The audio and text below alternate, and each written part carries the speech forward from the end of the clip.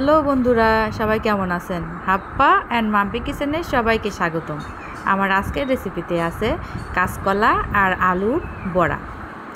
প্রথমে আমি কলাগুলো দুই মুখ কেটে এইভাবে কেটে নিয়েছি, আলুগুলো এভাবে ধুয়ে নিয়েছি, কলাগুলো ধুয়ে নিয়েছি আর চুলায় জল বসিয়ে দিয়েছি। এই কলাগুলো আর আলু আমি সিদ্ধ করে নেব। আমি কলাগুলো এভাবে সুন্দর করে ছেড়ে দিয়ে নিচ্ছি। এর মধ্যে আলুগুলো আমি দিয়ে নেব।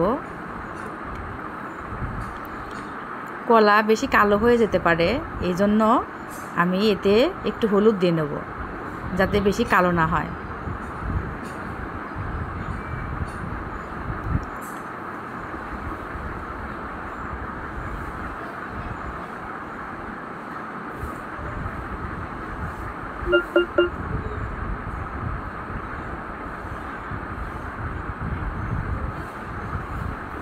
একটু হলুদ দিয়ে নিলে আর কালো হবে না।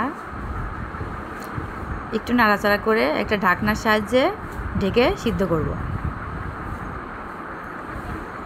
কলায় প্রচুর পরিমাণে আয়রন আছে, বাচ্চারা সহজে কাঁচা কলা খেতে চায় না। এর জন্য এই একটা প্রসেস করে রান্না করে দিলে বাচ্চারা এই খাবারটা খেতে চাবে আর তাদের আয়রনের অভাব পূরণ হবে।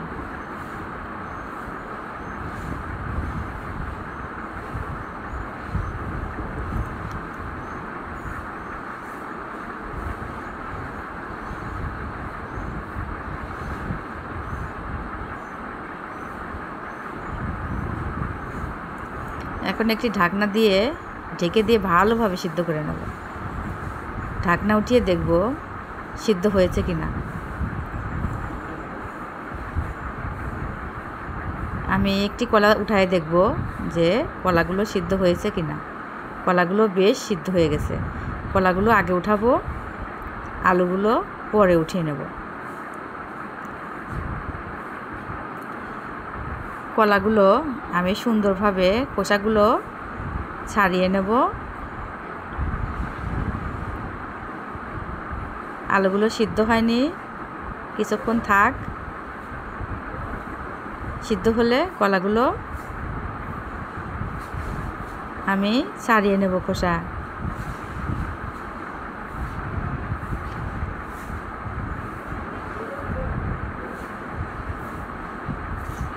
সুন্দরভাবে খোসাগুলো উঠে যাচ্ছে।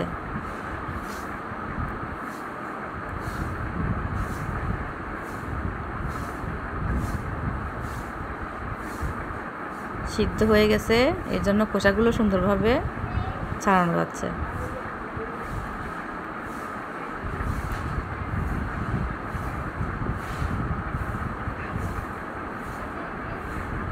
এদিকে আমার আলুগুলো ভালো মতো সিদ্ধ হয়ে গেছে।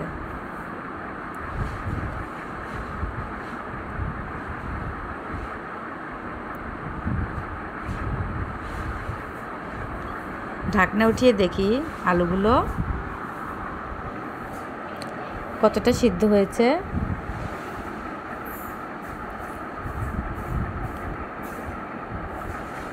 একটু খুন্তির সাহায্যে গেড়ে দেখি খুন্তিটা গাড়ে কিনা। হয়ে গেছে আমাদের আলু সিদ্ধ। এখন আলুগুলো আমি নামিয়ে নেব। আলুগুলো নামিয়ে খোসা ছাড়িয়ে নিলাম। এখন আলু এবং কলা খোসা ছাড়ানোর পরে সুন্দর করে মেখে নেব।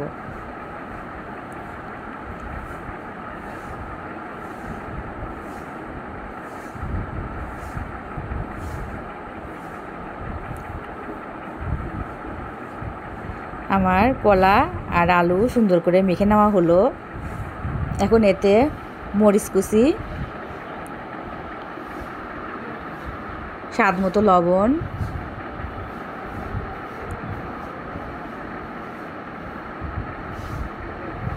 জিরা বাটা,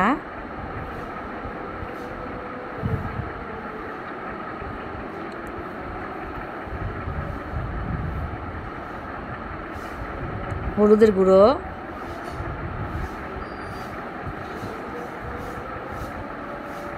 একটু সরিষার তেল,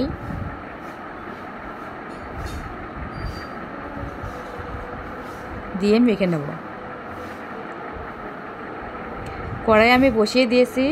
কড়াই উত্তপ্ত হলে বড়াগুলো একটু একটু করে বানিয়ে আমি ভেজে নেব।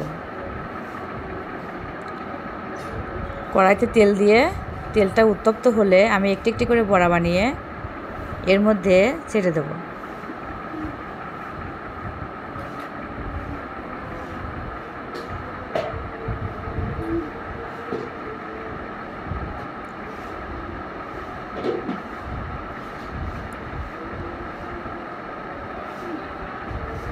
এই যে যার যেভাবে খুশি সেভাবে বড়াগুলো সাইজ করে বানিয়ে নেবেন। আমি এইভাবে সাইজ করে বানিয়ে নিচ্ছি।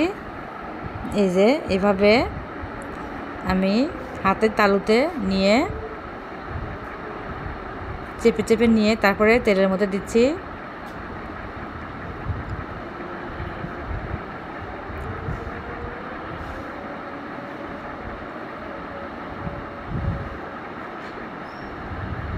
বড়াগুলো অনেক সুস্বাদু হয়। কাঁচকলার বড়া অনেক সুস্বাদু হয়।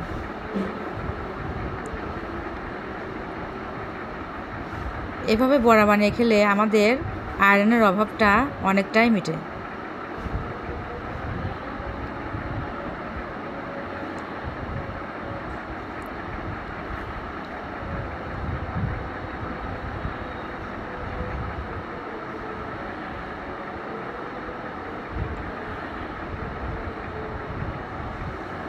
বড়াগুলো হচ্ছে, এখন এদিক ওদিক উল্টিয়ে দেবো।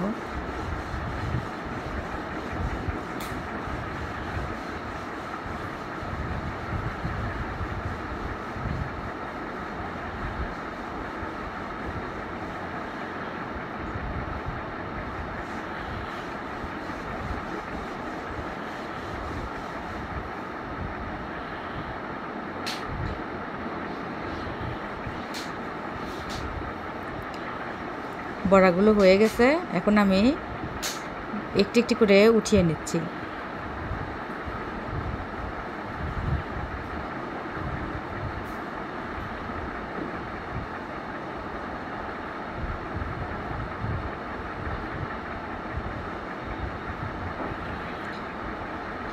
এক কড়াই বড়া হয়ে গেল, আরেক কড়াই দিলাম।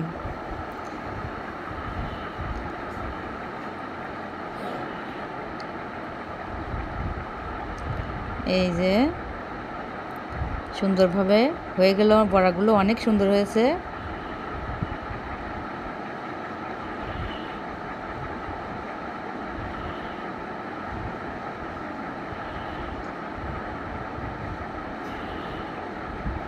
বন্ধুরা, রেসিপিটি আমার হয়ে গেল। রেসিপিটি ভালো লাগলে অবশ্যই লাইক করবেন, কমেন্ট করবেন, শেয়ার করবেন। আর নতুন নতুন রেসিপি পাওয়ার জন্য আমার চ্যানেলটি সাবস্ক্রাইব করবেন। এতক্ষণ আমার চ্যানেলের সাথে থাকার জন্য আপনাদের সবাইকে ধন্যবাদ।